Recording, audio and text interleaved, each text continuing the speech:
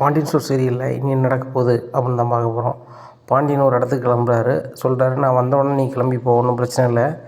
ஒரு கல்யாண காரியத்துக்கு போகிறத நான் ஏன் அவனையும் தடுக்க போகிறேன் அப்படிங்கிறாங்க. சரி மச்சான், ரொம்ப நன்றி மச்சான் அப்படிங்கிறாங்க. சரி ரைட் அப்படின்னு சொல்லிட்டு ஒரு இடத்துக்கு போகிறாரு. அங்கே போய் சுத்தமாகவே மறந்துடுறாரு. ரொம்ப நேரம் கழித்து வராரு. மணி 7 ஆயிடுது. அப்போ வந்துட்டு பழனிகிட்ட சொல்கிறாங்க, பழனி மன்னிச்சிக்கா, நான் வந்து போன இடத்துல அப்படியே மறந்துட்டேன் அப்படிங்கிறாங்க. மச்சான் சரி மச்சான், நான் இப்போ கிளம்புறேன் அப்படிங்கிறாங்க. சரி சரி நேரம் ஆயிடுச்சு, நீ கிளம்பு அப்படிங்கிறாங்க. நேராக அங்கே வீட்டுக்கு போகிறாங்க. வீட்டுக்கு போனோன்னே அங்கே கல்யாணம் நடக்காது அப்படின்னு சொல்லி எல்லோரும் ரொம்ப சோகமாக உட்காந்துட்ருக்காங்க. என்னத்தா எல்லோரும் சந்தோஷமாக இருக்க வேண்டிய இடத்துல எல்லோரும் சோகமாக இருக்கீங்க அப்படிங்கிறாங்க. அது ஒன்றுமில்லடா அப்படிங்கிறாங்க. என்னதாத்த நடந்துச்சு அப்படிங்கிறாங்க. எல்லாம் ஒன்றால் தாண்டா அப்படிங்கிறாங்க. சக்திவேல் என்னால் ஆச்சுன்னு சொல்கிற, கல்யாணம் தானே அந்த குமாருக்கு நடக்க போகுது அப்படிங்கிறாங்க. எப்படி நடக்க போகுது, உன்னால் இனிமேல் எப்போவுமே நடக்காது அவனுக்கு அப்படிங்கிறாங்க. உடனே ஏன் நடக்காது அப்படிங்கிறாங்க.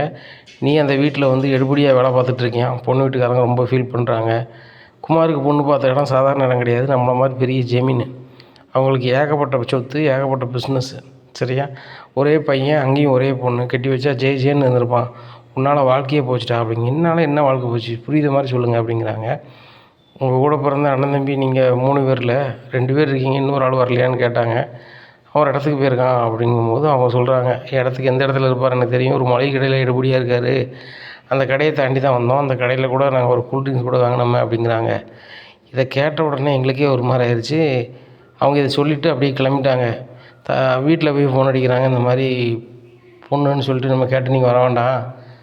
ஒரு குடும்பத்தில், பெரிய குடும்பத்தில் இருந்தவங்க வந்து பேரும் புகழோடு இருக்கணும்.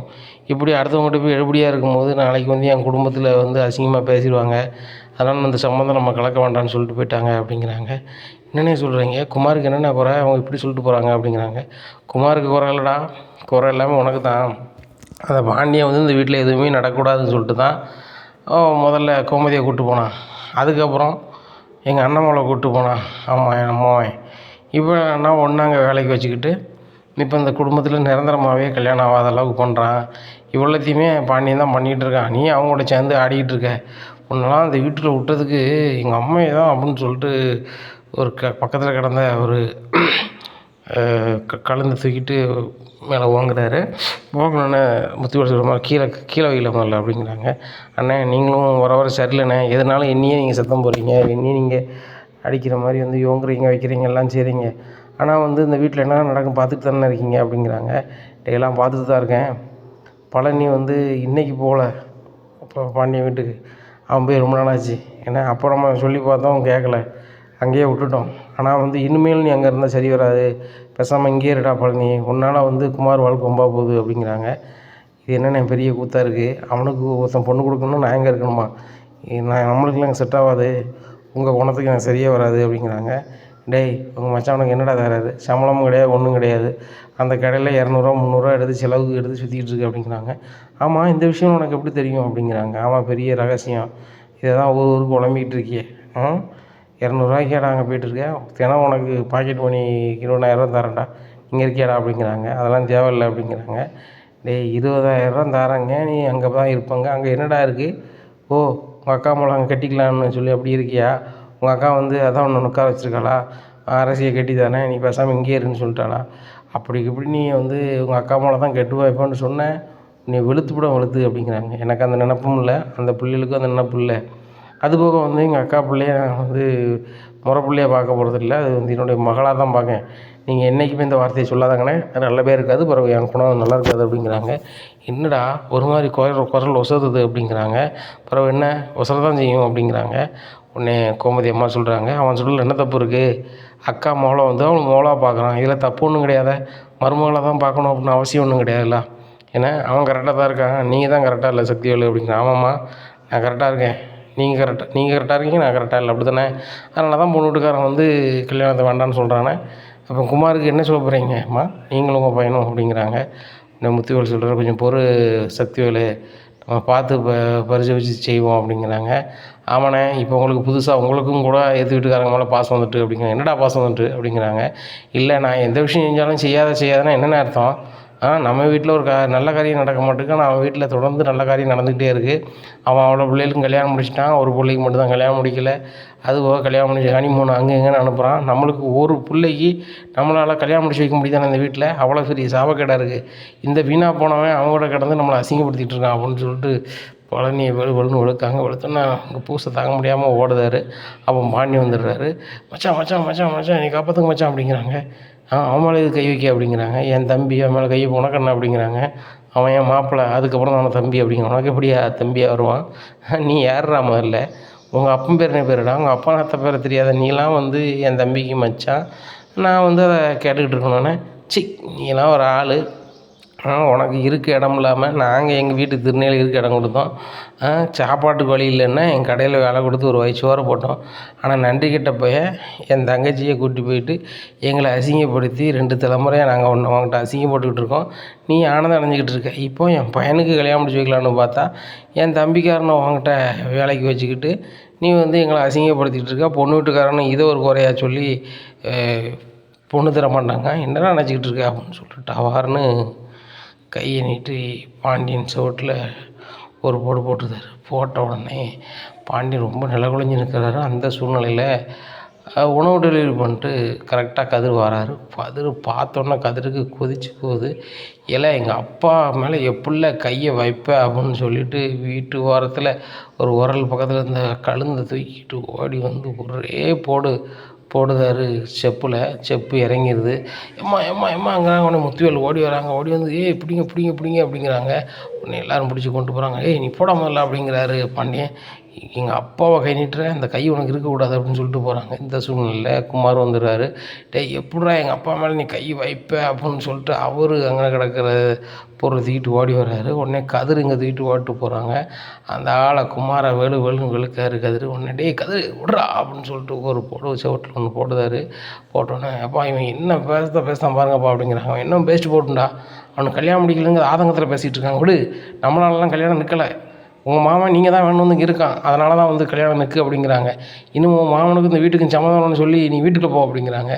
அதெல்லாம் நான் சொல்ல முடியாதுப்பா, உங்கள் மேலே ஒரு ஆள் கை வச்சா நான் சும்மா விட மாட்டேன் அப்படிங்கிறாங்க. இப்போ போலீஸுக்கு போகணும், அங்கே போகணும் இங்கே போகணும், என்னடா செய்ய போகிற அப்படிங்கிறாங்க. உடனே பார்த்துக்கலாம்ப்பா அப்படிங்கிறாங்க. பார்த்தியானா திமுற என் கையில் வந்து கையை வச்சுட்டு விடமாட்டேன் அவனை. இப்போ ஹாஸ்பிட்டல் வண்டி போகணும், ஏன்னா நீ போலீஸுக்கு ஃபோன் பண்ணு அப்படிங்கிறாங்க. போலீஸுக்கு ஃபோன் அடிச்சிடுறாங்க. ஹாஸ்பிட்டலுக்கு போயிடுறாங்க. போலீஸ் வந்து நோட்ஸ் எடுக்கிறாங்க, என்ன நடந்துச்சு அது நடந்துச்சுன்னு சொல்லிட்டு. உடனே கதிர் மேலேயும் அவங்க வீட்டில் உள்ள எல்லார் மேலேயுமே பெட்டிஷனை கொடுக்குறாரு. இப்படியா இருக்குது. இந்த சூழ்நிலையில் வந்துட்டு கதிருக்கு சரியான கடுப்பாகுது. அப்போ ஃபோன் அடிக்கிறாரு பாண்டியன். எல்லார் மேலேயும் கம்ப்ளைண்ட் பண்ணியிருக்காங்க, யாரும் வீட்டுக்கு வராதாங்க, நான் வக்கீல்கிட்ட பேசிகிட்டு இருக்கேன் அப்படிங்கிறாரு பாண்டியன். இந்த சூழ்நிலை பழனிக்கு ஃபோன் அடிக்காரு. கதிர் மாமா எங்கே இருக்கேன் அப்படிங்கிறாங்க. வீட்டில் இருக்கேன் அப்படிங்கிறாங்க. உங்கள் அண்ணன் எங்கள் எல்லார் மேலேயும் கம்ப்ளைண்ட் பண்ணியிருக்காரு, உங்கள் மேலே தவிர அப்படிங்கிறாங்க. அவன் மாப்பிள்ள கேள்விப்பட்டேன், நான் எங்கள் அண்ணன்ட்ட போய் பேசுகிறேன் அப்படின்னு சொல்லிட்டு நேராக ஹாஸ்பிட்டல் போகிறாங்க. நான் ஏன்னா தேவையில்லாத வேலை பார்க்குறேன், நான் பாருண்ணே நீ தானே முதல்ல என்னை வந்து கை வச்ச, அது தாங்க முடியாமல் தான் மச்சான் வந்து கேட்டார், இப்படி ஆயிடுச்சுண்ணே, நீ தானே முதல்ல கை வச்ச அப்படிங்கிறாங்க. உன் தானே தப்பு அப்படிங்க. இப்போ கூட மச்சான் வீட்டு தான் சப்போர்ட் பண்ணுவேன், சொத்து வருது பணம் வருது அண்ணன் தம்பி வரான்னு கேட்க மாட்டேன், அவங்களுக்காக தான் நீ பேசிகிட்டு இருப்பேனே அப்படிங்கிறாங்க. நான் அவங்க மேலே அவ்வளோ பேரும் கம்ப்ளைண்ட் பண்ணி உள்ளே வைக்க போகிறது உறுதி தான் அப்படிங்கிறாங்க. அண்ணன் நீ இப்படி பண்ணிவிட்டு ஓவராக பண்ணிகிட்ருக்கேனே அப்படிங்கிறாங்க. உடனே ஆமாடா ஓவராக தான் பண்ணிகிட்ருக்கேன், பண்ண தான் போகிறேன், நீ அந்த வீட்டில் இருக்கு, நீ அசிங்கப்படுத்தி என் பிள்ளைய வந்து வாழ்க்கையை எதிர்காலத்தை கேள்விக்குறியாக்குத, நான் அப்படி பார்த்துட்டு இருக்கணுமாடா, அப்போ ஒன்று செய், நான் கம்ப்ளைண்ட் வாபஸ் இங்கேயே இருந்துடணும், அவங்களுக்கு உனக்கும் சம்மந்தம் நின்று அவங்ககிட்ட எழுதி வாங்கிடணும், முடியுமானால அப்படிங்கிறாங்க. இது எப்படின்னு என்னால் முடியாதுல்ல, என்னால் இது முடியாது, விடு கிளம்பி போயிட்டே இரு, உன் மேலே கம்ப்ளைண்ட் கொடுக்கலன்னு சொல்லி பெருமைப்பட்டுக்கப்போ என் கூட பிறந்தோன்னு சொல்லி எனக்கே கேவலமாக இருக்கா, சிப்படா அப்படிங்கிறாங்க. உடனே முத்திவேல் சொல்கிறார், தம்பி போடா அப்புறம் பேசிவிடும் அப்படிங்கிறாங்க. சரிண்ணே அப்படின்னு சொல்லிட்டு போகிறாரு. இந்த சூழ்நிலையில் கதிருக்கு ஃபோன் அடிச்சு சொல்கிறாங்க, நான் எவ்வளவோ பேசி பார்த்தேன்டா, உங்கள் சின்ன மாமன் வாபஸ் வாங்க மாட்டேங்கண்டா அப்படிங்கிறவன் எனக்கு சின்ன மாமன் அப்படிங்கிறாங்க. எங்கள் அப்பா மேலே கை நீட்டணும் நான் சின்ன மாமன் அப்படிங்கிறாங்க. இதுக்கு பழனி சொல்லுதாரு, நான் தான் மத்தியில் கிடந்து சீரழிஞ்சிட்டு இருக்கேன் மாப்பிள்ள, தயவுசெய்து கோப்படாத மாப்பிள்ள அப்படிங்கிறாங்க. என்னத்தை கோப்படக்கூடாது, உங்கள் அண்ணன் விவரமாக வந்து ஹாஸ்பிட்டலில் படுத்துக்கிட்டு எல்லார் மேலேயும் கேஸ் கொடுக்க தெரியுது அப்படிங்கிறாங்க. உடனே மாப்பிள்ள இப்போ என்ன மாப்பிள்ள செய்யலாம், அவனு சொன்னாலும் கேட்க மாட்டேங்கானே, இப்போ இந்த பிரச்சனை முடிக்க என்ன செய்யலாம் அப்படிங்கிறாங்க. ஆமாம் நான் சொல்லுவது நீ கேளுமாமா அப்படிங்கிறாங்க. என்ன செய்யணும் அப்படிங்கிறாங்க. நீ வந்து உங்கள் அண்ணன் மேலே பெட்டிஷன் கொடுக்கணும் அப்படிங்கிறாங்க. நானா அப்படிங்கிறாங்க. நீ கொடுத்தா தான் மாமா சமரசம் ஆகும், வேறு வழியே கிடையாது, முதல்ல கை நீட்டுன்னு அவங்க தான், அப்பாட்ட சொன்னால் அப்பா கொடுக்க மாட்டார், ஆனால் நீ வந்து இப்போ ஹாஸ்பிட்டலில் படுத்தன்னு வச்சுக்கோமாம்மா, ஒன்றும் பிரச்சனை இல்லை, கவுண்டர் இதாகும். ஏற்கனவே அவனுக்கு பொண்ணு பார்த்துட்டு அலைஞ்சிட்டு கிடக்காங்க. இந்த பொண்ணு வீட்டுக்காரன் வேறு வேண்டான்ட்டாங்க. அப்போ அவசர அவசரமாக கண்டிப்பாக ஒரு பொண்ணை பார்ப்பாங்க. அப்படிங்கும்போது இப்பேற்பட்ட அசிங்கம் தேவையில்லைன்னு சொல்லிட்டு ஆட்டோமேட்டிக்காக வாபஸ் வாங்கிட்டு போயிடுவாங்க. என் எதிர்காலத்தையும் காப்பாற்ற மாதிரி ஆச்சு மாமா, நீனும் எங்களுக்கு கொஞ்சம் பண்ணி கொடுத்த மாதிரி ஆச்சு. சரி பண்ணிடுவலாம் அப்படிங்கிறாங்க. எனக்கு ஒத்தியில் பண்ண தெரியாடா, நீனே பேசுறதுக்கே எவ்வளோ நேரம் எடுத்துருக்கு, என்னால் எப்படிடா பண்ண முடியும் அப்படிங்கிறாங்க. சரி சரி வரேன் அப்படின்னு சொல்லிட்டு அதே ஹாஸ்பிட்டலுக்கு வராரு. வந்துட்டு அட்மிஷனை போட்டு போலீஸுக்கு இன்டிமேஷன் கொடுக்குறாரு. போலீஸ் வந்துடுறாங்க. என்ன நடந்துச்சு அது நடந்துச்சுன்னு கேட்குறாங்க. எங்கள் அண்ணன் சக்திவேல் வந்து இப்படிலாம் பண்ணார் வச்சார், அவங்க பையன் இப்படி பண்ணாருன்னு எல்லாத்தையுமே சொல்லி அதே மாதிரி கவுண்டர் கேஸ் கொடுக்காங்க. கொடுத்தோடனே போலீஸ் நேராக சக்திவேல்கிட்ட போய் வராங்க. உங்கள் மேலேயும் பெட்டிஷன் கொடுத்துருக்காங்க அப்படிங்க. யார் கொடுத்துருக்கா அப்படிங்கிறாங்க. உங்கள் தம்பி தான் கொடுத்துருக்காரு. என் தம்பி கொடுத்துருக்கானா அப்படிங்கிறான். ஆமாம், நீங்களும் அவங்க மேலே கை நீட்டினீங்க வச்சீங்க அப்படின்னு சொல்லிட்டு சொல்லுதாங்க அப்படிங்கிறாங்க. இன்னும் முத்துவேல் சொல்கிறாரு, ஓ வாபஸ் அவங்க தான் இப்படி செஞ்சுருக்கானா அப்படின்னு சொல்லிட்டு சொல்கிறாரு. இதை கேட்ட சக்திவேல் சொல்கிறாரு, பதையானே கூட பிறந்தவனை விட்டு கொடுக்கூடாது அப்படி இப்படின்னு சொன்னேன் பாரு, அந்த கருமம் பிடிச்சி வேணாலும் பண்ணி வச்சுருக்கான் பாரு அப்படிங்கிறாங்க. டேய், நான் தான் உடனே சொன்னேன் ஹாஸ்பிட்டலில் பார்ப்போம், அந்த பிரச்சனையை வேறு மாதிரி பார்ப்போம்னு சொன்னால் நீ அவங்கள வந்து ஏதாவது பண்ணி ஆகணும்னு சொல்லிட்டு இப்படி வந்து படுத்து கிடக்க, பேசாமல் கேஸை வாபஸ் வாங்கடா அப்படிங்கிறாங்க. இப்படி பண்ணுறானே நேவன் அப்படின்னு சொல்லிட்டு சரிண்ணே அப்படின்னு சொல்லிட்டு போலீஸையும் சொல்லிடுறாங்க வாபஸ் வாங்கிடுறோன்னு சொல்லிட்டு நேராக பழனிட்டின்னு சொல்கிறாங்க. இந்த மாதிரி 2 பேருமே ஸ்டேஷனுக்கு வாங்க வாபஸ் வாங்கிடுவோம் அப்படிங்கிறாங்க. 2 பேருமே ஸ்டேஷனுக்கு போகிறாங்க, வாபஸ் வாங்கிடுறாங்க. அப்போ பழனிக்கிட்ட முத்துவேல் சொல்கிறாரு, உன்னை தம்பி நினச்சி நான் வீட்டில் சேர்க்கணும்னு நினச்சேன், ஆனால் நீ 3ஆவது மனசு மாதிரி அந்த பாண்டியன் கூட சேர்த்து பண்ணிட்டேடா, சீப்படா அப்படின்னு சொல்லிட்டு போகிறாங்க. உடனே சக்திவேல் சொல்கிறாங்க, எனக்கு பாண்டியன் எதிரி, அவன் குடும்பம் எதிரி, உன்னை எதிரியாக நான் பார்த்ததில்ல, இன்னமும் உன்னையும் எதிரியாக தான் பார்க்க போகிறேன். என் ஏத்தாப்பில் வந்துடாத, புல்லட்டை மேலே விட்டுருவோம், இல்லைனா காரை மேலே விட்டுருவோம் பார்த்துக்கோ அப்படிங்கிறாங்க. ஏத்தாப்பில் வந்தால் தானே அப்படின்னு சொல்லிட்டு போயிடுறாரு. இந்த சூழ்நிலையில் பாண்டியன் சொல்கிறாரு பழனிகிட்ட, இந்த குடும்பத்தினுடைய மானத்தையே காப்பாற்றிட்ட பழனி அப்படிங்கிறாங்க. அம்மா நான் என்னம்மா செஞ்சிட்டேன் அப்படிங்கிறேன். இல்லை, அவ்வளோ பேரையும் கம்மியெல்லாம் கம்ப்ளைண்ட் பண்ணியிருந்தா மீனா வேலையிலேருந்து எல்லார் வேலையும் போயிருக்கும். நீ வந்து எல்லாரையும் காப்பாற்றிருக்க, நீ உண்மையிலே எங்களுக்கு குலசாமி தான், நீ என்ன மச்சான் அப்படிலாம் பேசுகிறீங்க அப்படிங்கிறாங்க. இல்லை, பல கோடி ரூபாய்க்கு சொத்து இருக்குது, இவ்வளோ வருமானம் இருக்குது, நான் உனக்கு சொத்தை பண்ணித்தரேன்னு சொல்லும் போது அங்கே போகாமல் எங்கள் மச்சான் தான் வேணும், எங்கள் அக்கா மக்கா தான் வேணும்னு சொல்லி வந்த பற்றியா, உன்னை நினச்சா ரொம்ப பெருமையாக இருக்குமாப்ல. இந்த பிரச்சனை வேறு மாதிரிலாம் போயிருக்கும், நீ வந்து அதை தடுக்கிறதுக்கு ஒரு காரணமாக இருக்குது அப்படிங்கிறாங்க. இதை நான் செய்யலை மச்சான், இதை வந்து செஞ்சது எல்லாமே கதிர் தான். இப்படி அவங்க கம்ப்ளைண்ட் கொடுக்காங்க, இப்படி கம்ப்ளைண்ட் கொடுத்தீங்கன்னா தான் அவங்க வந்து சரி வழிக்கு வருவாங்கன்னு சொல்லி தான் அவன் தான் என்னை ஹாஸ்பிட்டலில் கொண்டு சேர்த்தது, அவன் தான் போலீஸுக்கு இன்டிமேஷன் கொடுத்தது, அவங்க வந்த பிறகு தான் கவுண்டர் அப்படி மாறிச்சு, மாறும்போது தான் அந்த பிரச்சனை முடிஞ்சு மச்சான் அப்படிங்கிறாங்க. அப்போ தான் நினைக்கிறாரு கோமதி, கதிருக்கும் அறிவு இருக்க தான் செய்யுது அப்படிங்கிறாங்க. ஏங்க புதுசாக அங்கே வந்துச்சு, உங்கள்கிட்ட அறிவு தானே அங்கேயும் இருக்குது அப்படிங்கிறாங்க. ஒரு பிரச்சனை வந்துச்சுன்னா அதை எப்படி மேனேஜ் பண்ணுங்கிற விதம் அவனுக்கு தெரியுது அப்படிங்கிறாங்க. மச்சான் நீங்கள் என்ன நினச்சாலும் நினச்சிக்கோங்க, பெரிய மனுஷனுக்கு என்ன தன்மை இருக்கோ அத்தனையும் இருக்குது. அதுபோக வந்து நம்ம கடைக்குட்டி சின்ன பையன் நினைக்கலாம், அவன் கல்யாணம் தானே முடிச்சிட்டான் அப்படின்னு நினச்சாலும் அதுக்கு மேலே நிறைய பண்புகளை அவன் வச்சுருக்கான் மச்சான் அப்படிங்கிறாங்க. சரி நல்லா இருந்தால் சரி தான், சரி வாங்க எல்லோரும் வீட்டுக்கு போவோம் அப்படின்னு சொல்லிட்டு போகிறாங்க. அங்கே சக்திவேல் வந்து வீட்டு வாசல் ரொம்பவே கடுப்பாக உட்காந்துட்ருக்காங்க. இப்போ இதை பார்த்த பழனி அண்ணன் அப்படிங்கிறாங்க, தயவுசெய்து அண்ணன் பேசுகிறது பேர் அப்படிங்கிறாங்க. இந்த சூழ்நிலையில் பாண்டியனோட வீட்டுக்குள்ளே போகமாதில்ல அப்படிங்கிறாங்க. முத்துவேல் சொல்கிறார், ஏன்டா வாசலே உட்காந்து உள்ளவா அப்படிங்கிறாங்க. இல்லைண்ணே கடுப்பாக இருக்குது, நம்மளை எவ்வளோ கடுப்பை கிளப்பிட்டு அவனை ஏற்றாப்புலேயே உட்காந்துருக்கான், அது என்ன செய்யனே தெரிலண்ணே, பேசாமல் ஒன்று போட்டுடலாமான்னு பார்க்குறேன் அப்படிங்க. லூஸ் மாதிரி பேசிகிட்டு இருக்காத, முதல்ல குமாருக்கு கல்யாணத்தை முடிக்கணும், அதுக்கப்புறம் என்னென்னு பார்த்துக்கலாம் அப்படிங்கிறாங்க. நீங்கள் தாமனே இப்படி தாமனே அவங்களுக்கு தான் சப்போர்ட் பண்ணிகிட்ருக்கீங்க அப்படிங்க. நான் ஏன்டா சப்போர்ட் பண்ண போகிறேன் அப்படிங்கிறாங்க. உங்கள் பொண்ணுங்க வளரணும்னு சப்போர்ட் பண்ணுறீங்களே அப்படிங்க. நான் ஏன்டா பண்ண போகிறேன், நான் அப்படிலாம் ஒன்றும் பண்ண மாட்டேன், வைக்க மாட்டேன். எனக்கு என் தம்பி பிள்ளைகள் தான் முக்கியம், உன் பிள்ளை தானே என் பிள்ளையை நான் தத்தெடுத்துருக்கிறேன் அப்படிங்கிறாங்க. அப்போ ஒன்று செய்யினேன், ஊரறிய சொல்லி என் பிள்ளை தான் தத்தெடுக்க போகிறேன்னு சொல்லிடு அப்படிங்கிறாங்க. அதை ஏன்டா சொல்லணும், என் தம்பி பிள்ளை என் பிள்ளை கிடையாடா அப்படிங்கிறாங்க. குமார் சொல்கிறாரு, பெரியப்பா நான் உங்களை நீ பெரியப்பான்னு கூப்பிட்டாலும் மனசுக்குள்ள அப்பா மாதிரி தான் நினைக்கிறேன் அப்படிங்கிறாங்க. அவனை நம்ம தான்டா அப்படின்னு நினைக்கிறோம், அண்ணன் அப்படி நினைக்கலடா அப்படிங்கிறாங்க. டேய் சக்திவேலு, நீ கோவத்தில் இருக்க, வா முதல்ல வீட்டுக்குள்ளே வா அப்படின்னு சொல்லி கூப்பிட்டு போகிறாரு. உடனே சக்திவேல் அம்மா கேட்குறாங்க, டேய் இவ்வளோ பிரச்சனை வந்த பிறகு நீ வாசலில் உட்காந்து பிரச்சனை பண்ணிகிட்டு இருக்கடா அப்படிங்கிறாங்க. எம்மா அத்தா எல்லாம் உங்களால் வந்தது தான், இங்கேருந்து அங்கே என்ன நடக்குது ஏது நடக்குதுன்னு பார்க்குறது வைக்கிறது. அவங்க நம்மளை குடும்பத்தை பற்றி எப்படி நினைப்பாங்க, அசிங்கமாக நினைப்பாங்க. இந்த விஷயத்த 4 பேர் ரோட்டில் போகும்போது பார்க்க மாட்டாங்க. பாரு குமாருக்கு பொண்ணு தர மாட்டேன்னு சொல்லிட்டு போகிறான். என்ன சொல்லிட்டு போகிறான், உன் வீட்டில் உள்ள ஒருத்தன் வந்து இன்னொரு வீட்டில் எடுபடியாக இருக்கான், அந்த பொண்ணு தர மாட்டான்ட்டு போகிறாங்க. இந்த சூழ்நிலையில் வந்து ஒரு புள்ள வந்து நம்மளை மதிக்காமல் போயிட்டான்னா அவள் வேண்டாம்னு இருக்கணும். நீங்கள் வேணும்னா எந்த பொண்ணு வீட்டுக்காரன் தான் குமாருக்கு பொண்ணு தருவான், காலத்துக்கும் பிரம்மச்சாரியாக தான் உட்காந்துட்டு இருக்கணும். இந்த தலைமுறைக்கு என்றைக்குமே நல்ல பேர் கிடக்க போகிறது கிடையாது. நான் சாவதுக்கு முன்னாடி என் பிள்ளைக்கு நல்ல கல்யாணத்தை முடிச்சு வச்சுட்டு போயிடலான்னு பார்க்கேன், ஆனால் நடக்காது போல அப்படிங்கிறாங்க.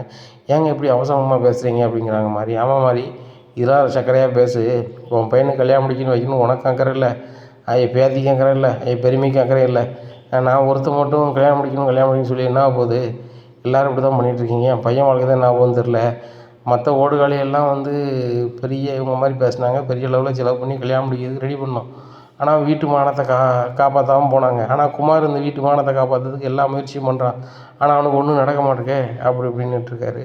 டேய் ரொம்ப போட்டு இது பண்ணாத, போய் பெட்டில் போய் ரெஸ்ட் எடு, நான் அண்ணன் பார்த்துக்கிறேன் அப்படிங்கிறாங்க. ஆனால் இப்போவும் நான் அவங்கள நம்புகிறேனே, இப்போவும் அவங்கள நம்புகிறேன். ஆனால் எங்கள் அண்ணன் வந்து என் கூட தான் நிற்பார், எனக்காக என்னன்னாலும் செய்வார்னு நம்புகிறேனே. ஆனால் நீங்களும் என்னை கவுத்துட்டீங்கன்னா என்னால் ஒன்றுமே செய்ய முடியாதுண்ணே அப்படிங்கிறாங்க.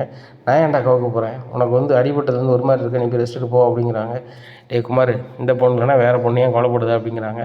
பெரியப்பா இந்த வீட்லேயும் என்ன வேண்டான்ட்டாங்க, அதே மாதிரி எல்லா வீட்லேயும் வேணான்னு தான் சித்தப்பா சொல்லுவாங்க அப்படிங்க. ஏன்டா சொல்ல போகிறாங்க, இந்த எவ்வளோ சொத்துக்கு நீ தானே அதிபதி அப்படிங்கிறாங்க. அதிபதி நான் சொல்லலாம் பெரியப்பா, ஆனால் என்ன இருக்குது, ஒன்றும் கிடையாது, என்னை யாரும் மதிக்க போகிறது கிடையாது, ஓடுகாலி குடும்பம் தான் சொல்கிறாங்க. இந்த அவமானத்தை தான் சித்தப்பா பெரியப்பா நான் வந்து ஏற்று வீட்டுக்காரங்கிட்ட சண்டை போட்டுக்கிட்டே இருக்கேன். இல்லைனா அவங்ககிட்ட சண்டை போட போகிறேன். அவங்க நம்ம முன்னாடி ரொம்ப தோரணை பண்ணுறது வைக்கிறது, நம்ம வீட்டில் ஒரு நல்ல காரியம் நடக்கூடாதுன்னு தான் பண்ணுறாங்க. பாருங்கள், சித்தப்பா கூட எனக்கு நாள் வைக்கிறதுக்கு பேச வராங்க, அதுக்கு கூட வர விடாமல் தான் தான் இப்படி ஆயிடுச்சு அப்படிங்கிறாங்க. சரிடா, ஒன்று நினச்சிட்டு இருக்காத, என் ஃப்ரெண்டு ஒருத்தர் இருக்கான், அவனை போய் நான் பார்த்துட்டு வரேன் அப்படின்னு சொல்லிட்டு கிளம்பி போகிறாரு. உடனே ஒரு ஃப்ரெண்டை போய் பார்த்துட்டு என் தம்பி பையனுக்கு வந்து உன் பொண்ணை கேட்குறேன் அப்படிங்கிறாங்க. முத்துவேல், நீனும் நானும் பழைய சிநேகிதன், உனக்கு கடமையான வசதி இருக்குது, எனக்கு வசதி கம்மியாக இருக்குது. அதுபோக வந்து உன் பொண்ணையே கூட என் பையனுக்கு நான் கேட்டேன், நீனும் தாரம்னு சொன்னேன். ஆனால் சந்தர்ப்ப சூழ்நிலையில் அவங்க தம்பி ஒரு வசதியான இடத்துல கட்டி கொடுக்கணும்னு சொல்லி இது பண்ணாங்க, கல்யாணம் நடக்கலை. இப்படி இருக்கும்போது வந்து நீ வந்து என் பொண்ணை கேட்குற, உன் அளவுக்கு எனக்கு சத்து கிடையாதாப்பா, நகை போட முடியாதாப்பா, அந்தளவுக்கு செய்ய முடியாதா அப்படிங்க. எதுவுமே செய்ய வேண்டாம், பொண்ணை மட்டும் கொடு, நான் பார்த்துக்குறேன் அப்படிங்கிறாங்க. உடனே சரியப்பா, நான் பொண்ணு தர தயாராக இருக்கேன், உன் தம்பி ஏற்றுக்கூடாரா அப்படிங்கிறாங்க. நான் சொன்னேன் என் தம்பி ஏற்றுப்பான் அப்படிங்கிறாங்க. இங்கே பாருங்கள் முத்துவேலு, உங்கள் மேலே எனக்கு நல்ல மரியாதை இருக்குது, இந்த ஊர் உலகத்துலையும் நல்ல மரியாதை இருக்குது, இந்த வியாபாரி சங்கத்தில் நீங்கள் பெரிய ஆள், அதுபோக வந்து இந்த ஊர் பிரசிடெண்ட்டு நீங்கள், இவ்வளவு பதவி நீங்கள் வச்சுருக்கீங்க. ஆனால் உங்கள் சொல்ல வந்து உங்கள் தம்பி காப்பாறான நம்பிக்கை இல்லை. நீங்கள் வேணால் பண்ணி பாருங்கள், நீங்கள் எந்த பதவி இருந்தாலும் அது நிர்வாகம் பண்ணுறது உங்கள் தம்பியாக தான் இருக்கார், அவர் சண்டு தான் ஓங்கி ஒலிக்குது, அதனால் நீங்கள் வந்து கேட்டு பாருங்கள் அப்படிங்கிறாங்க. நேராக வீட்டுக்கு போகிறாங்க. டேய் தம்பி அப்படிங்கிறாங்க. என்னண்ணே அப்படிங்கிறாங்க. குமாருக்கு ஒரு பொண்ணு பார்த்துருக்கேன், நீ சம்மதிக்கணும் அப்படிங்கிறாங்க. யார் பொண்ணுண்ணே அப்படிங்கிறாங்க. என்னார் பொண்ணுண்ணே அப்படிங்கும்போது சிரிக்கிறார், ரொம்பவே சிரிக்கிறார் சக்திவேல். ஆனால் அந்த வீட்டில் ஒன்றுமே கிடையாது, அவர் ஒரு வாத்தியார் வேலை பார்த்தாரு, இப்போ பென்ஷன் வாங்கிட்டு கிடக்காரு, ஒரு 20,000 30,000 பென்ஷன் வாங்குவார், எத்தனை பொண்ணு நகை அவர் பொண்ணுக்கு போட்டுவிடாரு அப்படிங்கிறாங்க. டேய் நகையாடா முக்கியம் அப்படிங்கிறாங்க. அண்ணே உன் பொண்ணுக்கு வந்து பெரிய கோடீஸ்வரனை மாப்பிள்ளை பார்த்தோம்னே, ஆனால் நீ என் பையனுக்கு எப்படி ஒரு பொண்ணை பார்த்துருக்க, ஒன்றும் இல்லாதவங்கள பார்த்துருக்க, பொண்ணு அழகாக மட்டும்தான் போதுமானே, அறிவாக மட்டும்தான் போதுமானே, அந்தஸ்து வேண்டாமானே அப்படிங்க. டேய் அந்தஸ்தாடா கடைசி வரைக்கும் வரப்போகுது அப்படிங்கிறாங்க. சூப்பர்ண்ணே, இதே இது உன் பையனை அப்படி பண்ணுவேனே அப்படிங்கிறாங்க. டேய் என்னடா எப்படி சொல்கிற, குமார் என்ன எனக்கு அடுத்தவனடா, என் பையன் மாதிரி தான்டா அப்படிங்கிறாங்க. உன் பையன் மாதிரி தானே, உன் பையன் இல்லை, என் பையனுக்கு நான் பெரிய இடத்துல தான் கட்டி வைப்பேன், இந்த சம்மந்தம் முடியாதுன்னு சொல்லிடுங்க அப்படிங்கிறாங்க. உடனே சக்திவேல் சொன்னோன்னே முத்துவேலுக்கு ரொம்ப ஒரு மாதிரி இருக்குது. நேராக அவர் ஃப்ரெண்டுக்கு போராடி சொல்கிறார், நண்பா மன்னிச்சிக்காப்பா, என் தம்பிகிட்ட சொல்லி பார்த்தேன், அவன் வந்து வசதியான பொண்ணை தான் கட்டணும் அப்படின்னு ஒரு மாதிரி பேசிட்டான், எனக்கு ரொம்ப கஷ்டமாக போச்சு அப்படிங்கிறாங்க. முத்துவேல், நான் ஒன்றுமே நினைக்கல, உங்கள் தம்பி டைப் என்னன்னு எனக்கு தெரியும், அதுபோக அவர் பெரிய ஒரு கோடீஸ்வரன் வீட்டில் தான் பொண்ணை கட்டணும் வைக்கணுங்கிற மனநிலையில் இருக்கார். அப்படி இருக்கும்போது நீ வந்து ஒரு நட்பின் அடிப்படையில் கேட்க, நானும் தர முடியாதுன்னு உடனே சொன்னால் நல்லா இருக்காது. ஆனால் எனக்கு இந்த முதல்ல நீ பேசும்போது இந்த சம்மந்தம் முடியாதுன்னு எனக்கு தெரியும், அதனால் நான் பெருசாக மனசுக்குள்ள ஆசையை நான் வளர்த்துக்கல, இதனால் எனக்கு ஏமாற்றமும் இல்லை, ஒன்றும் பிரச்சனை இல்லை. அதனால் நான் என்ன சொல்கிறேன், நீ வந்து உன் தம்பி சொல்லுறதே கேளு, நல்ல மாதிரி ஒரு வசதியான நேரத்தில் கட்டி கொடுப்பா, வேறு என்ன செய்ய அப்படிங்கிறாங்க. நீ ஏதாவது துப்பு இருந்தால் சொல்ல அப்படிங்கிறாங்க. கண்டிப்பாக ஒரு பொண்ணு துப்பு இருந்தால் சொல்லுதேன் அப்படின்னு சொல்லிட்டு ஃபோனை வச்சிடுறாரு. அவர் கொஞ்சம் வருத்தமாக இருக்குது. முத்துவேல் ஃபேமிலியில் நம்ம சம்மந்தப்பட்டனா முத்துவேல் கூட கொஞ்சம் நண்பராகிடலாம் நினச்சி நடக்கலையே அப்படின்னு சொல்லிட்டு நினைக்காங்க. நேராக முத்துவேல் வந்து ரூமில் போய் ரொம்ப சோகமாக உட்காந்துட்ருக்காங்க. அப்போ வடுவு கேட்குறாங்க ராஜுவோட அம்மா, என்னங்க ரொம்ப ஒரு மாதிரி இருக்கீங்க அப்படிங்கிறாங்க. இந்த வீட்டில் நடக்கலாம் பார்த்துட்டு தானே இருக்க, என் தம்பி கை இப்படி ஆயிடுச்சு, அதுபோக குமார் கல்யாணம் நின்றுச்சு, பழனிக்கு இந்த வீட்டுக்கும் சம்மந்தமாக மாதிரி ஆயிடுச்சு, நானும் ஒரு சம்மந்தம் ஒரு ஆள்கிட்ட பேச போய் சரின்னு சொல்லிட்டு வந்தேன், சக்திவேலு வேண்டாங்க, இப்படி இருக்கும்போது நான் இதெல்லாம் நினச்சிட்டு என்ன பண்ணுறது அப்படிங்கிறாங்க. உங்களுக்கு தான் தெரியுமேங்க உங்கள் தம்பியை பற்றி, உங்கள் தம்பி பணக்காரங்கன்னா தான் பேசுவார், ஏழை எளிய ஆட்கள்கிட்ட பேச ரொம்ப யோசிப்பார், அப்படி இருக்கும்போது ஒன்றும் இல்லாத வீட்டில் நான் பொண்ணை கட்டணும் வைக்கணும்னு கேட்பார், நீங்கள் கொஞ்சமாவது யோசிக்க வேண்டாமா, அந்த வாத்தியார்னே எவ்வளவு நல்ல அண்ணன், அவர் கூட நீங்கள் எவ்வளோ நாளாக நட்பாக இருக்கீங்க, அவர் மனசு எவ்வளோ பாடுபடுவோம் அப்படிங்கிறாங்க. நான் தான் மனசு பாடுபட்டு பேசுகிறேன், அவன் யதார்த்தமாக தான் இருக்கான், இந்த சம்மந்தம் முடியாதுன்னு சொல்லியே தான் அனுப்புனான். இருந்தாலும் சரி ரைட்டு நம்ம ஒரு பண்ணி வைப்போமே, ஏன் சொந்தக்காரன் ஏன் ஃப்ரெண்ட்லியாக இருக்கிறது வந்து குடும்பம் வந்து சொந்தக்காரங்களை ஆகிட்டு போயிட்டுமான்னு நினச்சேன். சரி நம்ம பங்கு சொத்தும் அவனுக்கு தானே அப்படின்னு நினச்சா இப்படி சக்தியோடு இப்படி பேசிட்டான் அப்படிங்கிறாங்க. இங்கே பாருங்கள், நீங்கள் உங்கள் தம்பி பிள்ளைய உங்கள் பிள்ளையா பார்க்கிங்க, ஆனால் உங்கள் தம்பி உங்களை வந்து அண்ணனாக பார்க்குறாரு. குமார் உங்களை வந்து பெரியப்பாவை பார்க்குறான். அந்த வகை தான். நீங்கள் என்ன சொன்னாலும் அவங்க முடிவு மட்டும் தான் எடுப்பாங்க. நம்மளுக்கு அந்தளவுக்கு உரிமை இல்லைங்க. சொல்லலாம், கேட்குதும் கேட்காத அவங்க விருப்பம் தானே அப்படிங்கிறாங்க. அது என்னமோ உண்மை தான். எனக்கு ரொம்ப மனசங்கடமாக இருக்குது, நான் தனிமையில் இருக்குன்னு நினைக்கிறேன் அப்படிங்கிறாங்க. உடனே ராஜுவோட அம்மா போயிடுறாங்க. பைய பாடிட்டு சொல்கிறாங்க, ராஜி பாட்டிகிட்ட, இது மாதிரி என் வீட்டுக்கார் ரொம்பவே மன வருத்தத்தில் இருக்கார் அப்படிங்கிறாங்க. முத்துவேல் எந்த வகையிலையும் வந்து கலங்க மாட்டான். ராஜி என்றைக்கு போனாலும் ஒரு மாதிரி, ஆனால் அதுக்கப்புறம் ரிலீஃப் ஆகி வந்துட்டான். ஆனால் இன்றைக்கி சக்திவேல் வந்து தான் பையனா இப்படி பாப்பியானே பொண்ணு அப்படி இப்படின்னு பேசணுன்னா ஒரு மாதிரி ஆகிட்டான். ஏன் இப்படி பேசுகிறான் அப்படின்னு சொல்லிட்டு, சக்திவேல் அண்ணன் அப்படிலாம் பேசாடா, நான் கூட அம்மா கூட உன்னைய வந்து இப்போ தாய் மாதிரி தூக்கி வளர்த்தது கம்மி தான். ஆனால் உங்கள் அண்ணன் உன்னைய தோளில் போட்டு வளர்த்தவன், தூக்கி மாரில் போட்டு வளர்த்தவன்டாவன். அவன் ஒரு சாப்பாடு இருந்துச்சு அப்படின்னு சொன்னால் உனக்கு கொடுத்தாண்டா அவன் சாப்பிடுவான். எந்த பண்டமே சின்ன பிள்ளையிலேருந்து அவன் சாப்பிட்றதுக்கு முன்னாடி உனக்கு தாண்டா தருவான். உன்னைய பார்த்து பார்த்து வளர்த்தாண்டா. கோமதியும் அப்படி தான் வளர்த்தான். ஆனால் நீ வந்து அவனை பிள்ளைன்னா இப்படி செவியானேன்னு ஒரு மாதிரி கேட்டால் அவன் மனசு ரொம்ப வாடி போய் தனிமையில் உட்காந்து அழுதுட்டு இருக்கான்டா. அப்போ என் அண்ணனை போய் சமரசப்படுத்துட்டா அப்படிங்கிறாங்க. என்னம்மா சொல்கிறீங்க அப்படிங்கிறாங்க. ஆமாம் அப்படிங்கிறாங்க. உடனே சக்திவேல் அண்ணன் அப்படிங்கிறாங்க. தம்பி அப்படிங்கிறாங்க. அண்ணன் அவன் மனசை நான் கஷ்டப்படுத்திட்டேனே அப்படிங்கிறாங்க. இல்லைடா அப்படி ஒன்றும் இல்லை, நான் குமாரை வந்து என் தம்பி பிள்ளைய நினச்சதில்லை, என் பிள்ளைன்னு தான் நினச்சிருக்கேன். ராஜியும் அப்படி தான் நினச்சேன். அவன் யாரோ ஒன்று மாதிரி போயிட்டான். அவன் நம்மளை கணக்கில் கிடையாது. எப்படி கோமதி நம்மளை மதிக்காமல் போனாலும் அதுக்கப்புறம் அவட்ட நம்ம பேசுறதும் கிடையாது, வைக்கிறதும் கிடையாது. அவள் யாரோ நம்ம யாரோன்னு ஏறிட்டோம், அந்த மாதிரி தான். ஆனால் வந்து குமாரன் அப்படி கிடையாதுடா, என் பிள்ளை மாதிரி தான்டா. நான் கஷ்டப்பட்ட வீட்டில் பொண்ணு பார்த்து வைக்கணும் அப்படிங்கிறது என்ன எனக்கு கிடையாது. ஒரு நல்ல பொண்ணாக கிடைக்கணும், இந்த வீட்டு சொத்து பத்தை காப்பாற்றணும், என் பிள்ளை குமாரும் நல்லா இருக்கணும், என் தம்பியும் நல்லா இருக்கணும். ஊர் உலகத்துக்கு மத்தியில் என் குடும்பம் ஓடுகாலி குடும்பம் கிடையாது, என் குடும்பமும் எல்லாரும் மாதிரி நல்ல ஒரு மதிப்புள்ள குடும்பம் தான் அப்படின்னு சொல்லணுங்கிறதுக்காக தான்டா நான் வந்து அந்த பொண்ணை பார்க்க போனேன் அப்படிங்கிறாங்க. சரிண்ணே, இவ்வளோ சொல்லிட்டு இல்லைண்ணே, அந்த பொண்ணே குமாருக்கு நாள் வச்சுருவோம்ண்ணே, நீ ஃபோன் பண்ணி சொல்லுண்ணே அப்படிங்கிறாங்க. இங்கே பாரு சக்திவேலு, நான் சொல்லுறது சரிபடாது. நாளைக்கு காலையில் விடியட்டும், விடிஞ்சோன்னா நம்ம 2 பேருமே அந்த வீட்டில் போய் பேசுவோம். நீ வந்தால் தான் அது சரி வரும் அப்படிங்கிறாங்க. சரிண்ணே, நாளைக்கு போயிடுவோம். கை இப்படி இருக்கும், ஒன்றும் பிரச்சனை இல்லையா அப்படிங்கிறாங்க. அதெல்லாம் ஒன்றும் பிரச்சனை இல்லை, உனக்கு எதுவும் வலிக்கலை அப்படிங்கிறாங்க. வலிக்கலாம் செய்யலைண்ணே அப்படிங்கிறாங்க. மறுநாள் காலையில் விடியுது. விடிஞ்சோன்னா நேராக 6 மணிக்கு அந்த வாத்தியார் வீட்டில் இருக்காங்க. வீட்டு வாசலை திறந்து பார்க்காரு வாத்தியார். முத்துவேலும் சக்திவேலும் இருக்காங்க. இதை பார்த்தோன்னே, வாங்க 2 பேர் வீட்டுக்குள்ளே காலையிலே வந்திருக்கல அப்படின்னு சொல்லிட்டு, வாங்க உட்காருங்க அப்படிங்கிறாங்க. உடனே முத்துவேலு, எங்கள் அண்ணன் சொன்னாங்க, நான் தான் கோவத்தில் ஏதோ பேசிட்டேன், எங்கள் அண்ணன் சொல்லுது எனக்கு சம்மதம் தான், உங்கள் பொண்ணை எங்கள் பையனுக்கு கட்டி வைக்கிறது 100% சம்மதம் அப்படிங்கிறாங்க. ஒரு வாட்டிக்கு 1000 வாட்டி யோசனை பண்ணிக்காங்க. எங்கள் குடும்பம் உங்கள் அளவுக்கு கிடையாது. நான் கவர்மெண்ட்டில் வேலை பார்க்க போய் தான் 2 ரூபா காசு, இந்த வீடு குடியிருக்க வீடும் ஒரு வயலும் தான், வேறு ஒன்றும் எங்களுக்கு கிடையாது. என் பிள்ளைக்கு ஒரு 10-20 பொண்ணாக வச்சுருக்கா, இவ்வளோ தான். இது என்னுடைய நடப்பு இது தான். உங்களுக்கு அது சம்மதம்னா பேசுவோம், மேற்கொண்டு பேசுவோம் அப்படிங்கிறாங்க. நகை வந்து 150 பவுன் நாங்கள் போடுதோம் பொண்ணுக்கு தாலிக்குடிக்கு. 150 பவுனா அப்படிங்கிறாங்க. 150 பவுன் தாரோம். என்ன, நீங்கள் அதில் என்ன நகையை செஞ்சு போடுவீங்களோ போட்டுக்கிடுங்க, அது போக நீங்கள் போடுறதை போடுங்க, அதை பற்றி ஒன்றுமே இல்லை, போடாட்டிலும் ஒன்றும் பிரச்சனை இல்லை அப்படிங்கிறாங்க. இல்லை திடீர்னு மாற்றம் அப்படிங்கிறாங்க. இல்லை, எங்கள் அண்ணன் வந்து ரொம்ப ஃபீல் பண்ணிட்டாரு, என் ஃப்ரெண்டோட மகளை கட்டாமல் யாரடா கட்ட போகிறோன்ற மாதிரி சொல்லிட்டாப்புல, இதுக்கு மேலே எதுவும் தேவையில்லை. எங்கள் அண்ணன் மனசு வாடினா நான் தாங்க மாட்டேன். ஏன்னா நான் எங்கள் அண்ணனை வந்து ஏற்று என்னெல்லாமோ பேசியிருப்பேன், ஆனால் எங்கள் அண்ணன் மனசு தாங்குதுன்னா அது என்னால் எனக்கு ஒன்றும் ஓடலை. அதனால தான் இது பண்ணிவிட்டேன். எனக்கு வார்த்தை கூட தழும்புது. எங்கள் அண்ணன் மனசு கஷ்டப்படக்கூடாது, அதான் வந்தேன்யா, என் பொண்ணுக்கு என் பையனுக்கு உங்கள் பொண்ணு வேணுமையா அப்படிங்கிறாங்க. குமார் வாடா அப்படிங்கிறாங்க ஃபோன் பண்ணி கார்லேருந்து. இந்த தம்பிங்க தான் இருந்தாரா அப்படிங்க. ஆமாம், கையோட கூப்பிட்டு வந்துட்டோம், உங்கள் பொண்ணை கையோட பார்த்துருவோம் அப்படிங்கிறாங்க. உடனே பொண்ணை வர சொல்கிறாங்க. வருது, பொண்ணை பார்க்குறாங்க. இந்த பையனை பிடிச்சிருக்காம்மா அப்படின்னு கேட்குறாங்க. எல்லாம் உங்கள் விருப்பம்பா அப்படிங்கிறாங்க. உடனே முத்துவேல் சொல்கிறாரு, அம்மா இந்த காலத்தில் அப்படி இல்லை, பையனை பிடிச்சிருக்குன்னா ஓப்பனாக சொல்லு, பிடிக்கலனாலும் சொல்லிடு, ஒன்றும் பிரச்சனை இல்லை அப்படிங்கிறாங்க. இல்லை அங்கிள் பிடிச்சிருக்கு அப்படின்றாங்க. உனக்கு பிடிச்சிருக்காடா பொண்ணு அப்படிங்கிறாங்க. பிடிச்சிருக்குப்பா அப்படிங்கிறாங்க. ரைட், 2 பேருமே பிடிச்சிருக்கு. சரி, என்றைக்கு நாள் வைக்கலாம் அப்படின்னு சொல்லிட்டு வாத்தியார்கிட்ட கேட்குறாங்க. உடனே நான் வந்து எதையும் நம்புறது கிடையாது, உங்களுக்கு நம்பிக்கை இருந்துச்சுன்னா அதை நீங்கள் பண்ணுங்கள் அப்படிங்கிறாங்க. உடனே முத்துவேல் அந்த பொண்ணுகிட்ட சொல்லி, அம்மா காலாண்டரை எட்டுவாம்மா அப்படிங்கிறாங்க. காலாண்டரை எட்டு வராங்க. எடுத்துனோடனே ஒரு தேதியை பார்க்குறாங்க. டேய் தம்பி, இன்னொரு 10 நாளில் நல்ல ஒரு முகூர்த்த நாள் இருக்குது, அன்றைக்கே கல்யாணத்தை வச்சுருமா அப்படிங்கிறாங்க. என்னென்ன சொல்கிறீங்க, நம்ம எல்லார்ட்டையும் சொல்லணும், நாள் வைக்கணும், அது போக சொந்த பந்தத்தெல்லாம் கூப்பிடணும்ல அப்படிங்கிறாங்க. தம்பிங்க பாரு, நம்ம ஒவ்வொரு வாட்டியும் கூப்பிட்டுக்கிட்டு அசிங்கப்பட்டுக்கிட்டே நின்றுட்டோம். இந்த வாட்டி நம்ம என்ன செய்கிறோம், நாளெல்லாம் நம்மளே பேசி முடிவு பண்ணிவிட்டு கல்யாணத்தை 10 நாளில் வச்சுட்டு நம்மளை குடும்பத்தாலையும் 10 நாளில் சீர் சிறப்பாக பண்ண முடியுங்கிறது ஊர் உலகத்துக்கு நிரூபிச்சிரும். அதுபோக பெரிய பெரிய அதிகாரிகளை, பெரிய பெரிய மந்திரியிலேருந்து எம்எல்ஏலேருந்து எல்லாமே நிப்பாட்டிடும். வாய்ப்பு இருந்தால் மத்திய மந்திரியனாலும் சரி தான், முதலமைச்சர்னாலும் கூப்பிட்டு கல்யாணத்தை முடிச்சு விட்ருவோம் அப்படிங்கிறாங்க. அதுவும் சரி தான், நம்மளால் என்னன்னாலும் முடியும், நம்ம யாருன்னு நிரூபிக்கணும்ல அப்படிங்கிறாங்க. வாத்தியார் சொல்லுவார், எங்களுக்கு அந்தளவுக்கு முடியாது அப்படிங்கிறாங்க. நீ எந்த வேலையும் செய்ய வேண்டாம், வேலாயுதம் நான் பார்த்துக்கிட்டேன் அப்படிங்கிறாரு முத்துவேலு. இந்த சூழ்நிலை கல்யாணம் ஏற்பாடு ரொம்ப சீர் சிறப்பாக நடக்குது.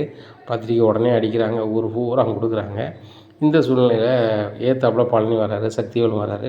அண்ணா குமாருக்கு அந்த வாத்தியார் பொண்ணை கேட்டு முடிவே இருக்காமல் ரொம்ப சந்தோஷம்ண்ணே, நாளைக்கு இதுக்கு நீ கூப்பிடலண்ணே அப்படிங்க.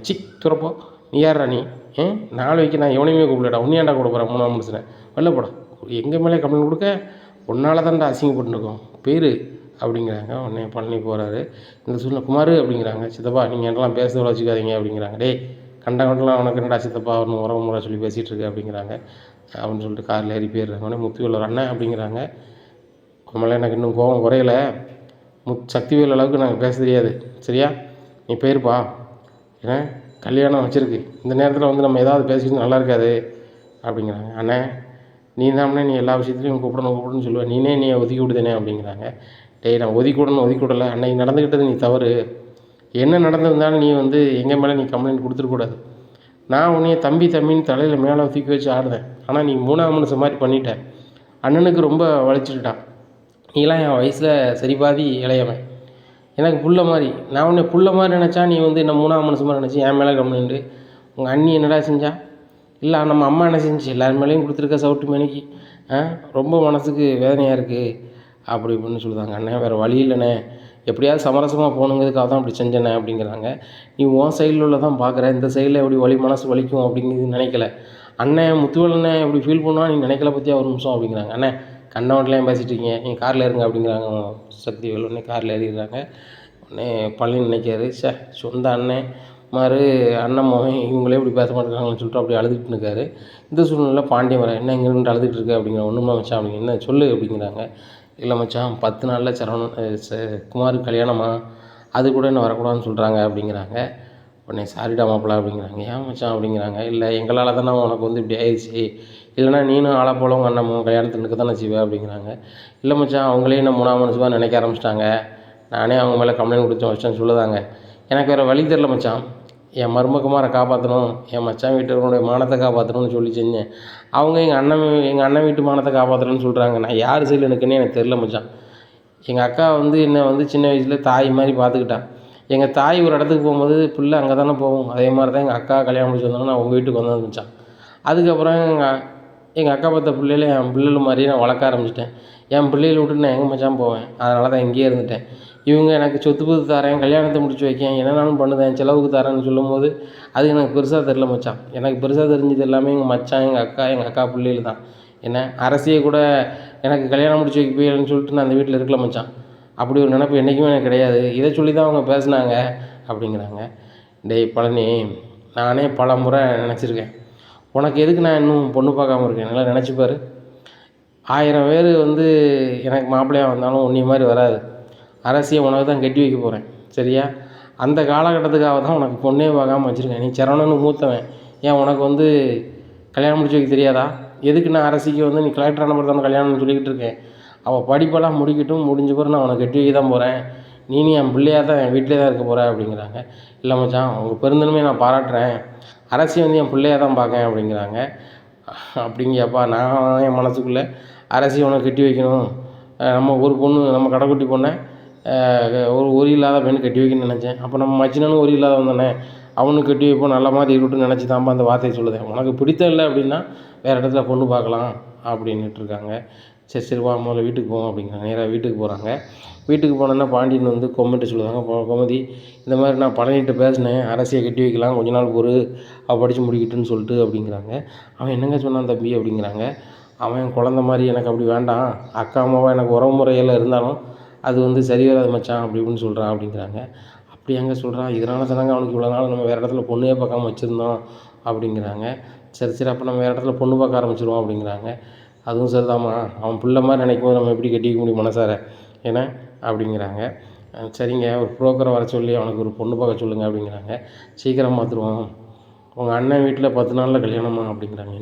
என்னங்க சொல்கிறீங்க அப்படிங்கிறாங்க. ஆமாம், இந்த குமார் கோயிலுக்கு இந்த உள்ளூரில் வாத்தியார் இருக்கிற வேலாயுதம் அவர் மகளை தான் கட்டி வைக்காங்க. 10 நாளில் கல்யாணமா, ஊருக்கு பூரா காகிதம் கொடுக்காங்க. இந்த காகிதம் கொடுக்கும்போது இந்த விஷயம் தெரிஞ்சுக்கிட்டு பழனி பேசியிருப்பாங்க போல். பழனி அந்த கல்யாண வீட்டு பக்கமே வரக்கூடாதுன்னு சொல்லி பேசியிருப்பாங்க போல். ரொம்ப ஃபீல் பண்ணி நின்றான். அப்படி ஃபீல் பண்ணி நிற்கும்போது நீ ஏன்டா கவலைப்படுதா, உனக்கு உறவு இல்லைன்னு சொல்லிட்டு நாங்கள்லாம் இருக்கோம், அதுபோக என் மோளையே கட்டி வைக்கணும்னு சொல்லி தான்ப்பா உனக்கு பொண்ணு பார்க்காம இருந்தது இதான் உள்ளது அப்படின்னு சொல்லையில், அது எனக்கு பிள்ளை மாதிரி எனக்கு வேண்டாம் அப்படின்னு சொல்லிட்டான். அதனால் எனக்கு ஒன்றும் செய்ய ஓடலை. இப்போ நான் ஒன்று செய்கிறேன், நேராக கல்யாண புரோக்கரை போய் வீட்டில் போய் பார்க்கேன் அப்படின்னு சொல்லிட்டு நேராக கல்யாண புரோக்கரை போய் வீட்டில் பார்க்காங்க. உடனே என்ன பண்ணிட்டீங்கன்னா நீங்கள் வந்திருக்கீங்க, எப்போவுமே உங்களை தேடி தான் நான் வருத மாதிரி இருக்கும் அப்படிங்கிறாங்க. இப்போ உங்கள் வீட்டில் கல்யாணம் முடிக்கிற வயசில் யாரும் இல்லையே, ஓ உங்கள் பொண்ணுக்கு மாப்பிள்ளை பார்க்கணுமா அப்படிங்கிறாங்க. அதுக்கு பார்க்க வேண்டாம், என் மச்சினனுக்கு பாருங்கள் அப்படிங்கிறாங்க.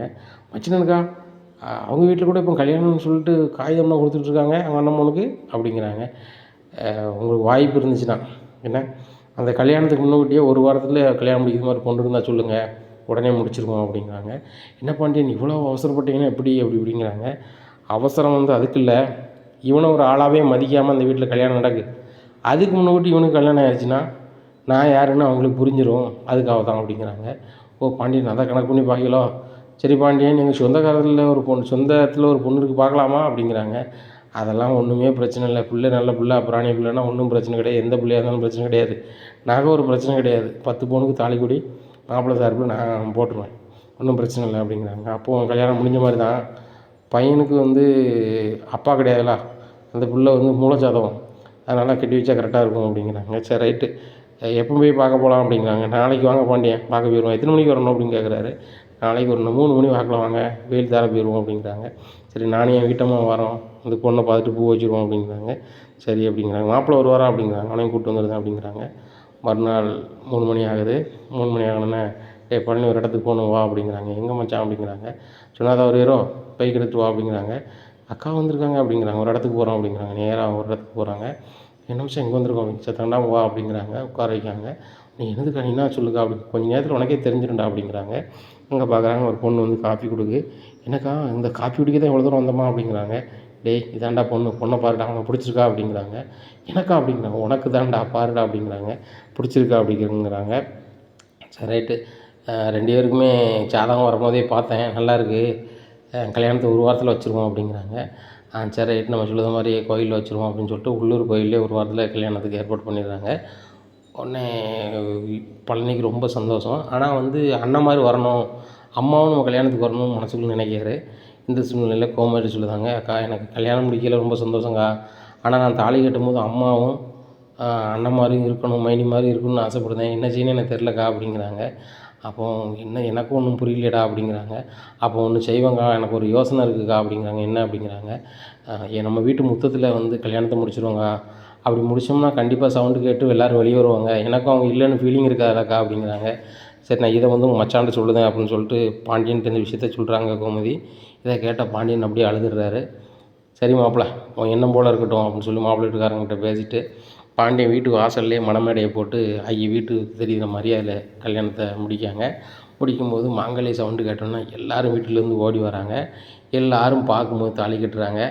மச்சான் நான் சபதத்தில் ஜெயிச்சிட்டேன் மச்சான் அப்படின்னு சொல்லி தாலி கட்டுறாரு. உடனே பாண்டியனும் சொல்கிறாரு, நானும் சபதத்தை ஜெயிச்சிட்டேன், ஏற்று வீட்டுக்காரன் கல்யாணம் முடிக்க மட்டும் உனக்கு கல்யாணம் முடிச்சு வச்சிட்டோம்ல அப்படிங்கிறாங்க. இங்கே சக்திவேலுக்கு ரொம்பவே கடுப்பாகுது. ஒன்றுமே இல்லாதவன் இந்த ஊருக்கு ஒண்டை வந்தவன், அவன் நமக்கு முன்னாடி ஜெயிச்சிக்கிட்டே இருக்கான், நம்ம தோற்றுக்கிட்டே இருக்கமே, இந்த பழனி கோயிலுக்கு நம்மளுக்கு முன்னுக்கூட்டியே ஒரு வாரத்துலேயே கல்யாணத்தை முடிச்சு வச்சிட்டானே அப்படின்னு சொல்லிட்டு ரொம்பவே கடுப்பில் இருக்கார் சக்திவேல். இனி என்ன நடக்கும் இந்த பாண்டியன் ஸ்டோர் குடும்பத்தில் அப்படிங்கிறத பொறுத்திருந்து பார்க்கலாம். நம்ம சேனலை நீங்கள் மறக்காமல் லைக் அண்ட் சப்ஸ்கிரைப் பண்ணுங்கள். நன்றி, வணக்கம்.